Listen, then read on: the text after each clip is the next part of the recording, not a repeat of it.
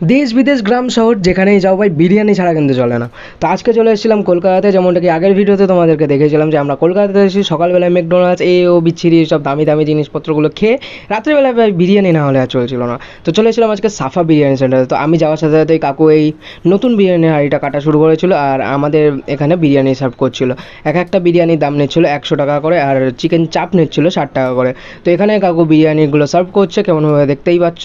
এক একটা মাংসের সাইজ মোটামুটি স্ট্যান্ডার্ড সাইজে আছে, বেশি বড়ও না বেশি ছোটও না। বাট মেনলি বলতে গেলে আমার আলুটা অতটাও ভালো লাগেনি, কেন জানি না, কারণ অন্যদের থেকে আলুটা নিয়েছিলাম সেটা আবার ভালো লেগেছে। তো আমরা মেনলি এসেছিলাম এইখানে, ডান দিকে দেখতে পাচ্ছ দক্ষিণ দাঁড়িয়ে আছে, বাদিকে হচ্ছে স্টেডিয়াম, আর তার সামনে এই সাফা বিরিয়ানি সেন্টার, সেই লেভেলের জায়গায় আছে বিরিয়ানির দোকানটা। আর তারপরে আমরা বাড়িতে চলে এসেছি বিরিয়ানিটা নিয়ে। তো এখানে বিরিয়ানির যে মাংস সাইজটা দেখতেই পাচ্ছ, এখানে আলুরটা দেখতে পাচ্ছ, আমার আলুটা ভালো ছিল না। তো bye bye tata, see you guys. Overall সব কিছু ভালো ছিল। লাইক শেয়ার সাবস্ক্রাইব করে দিও, টাটা।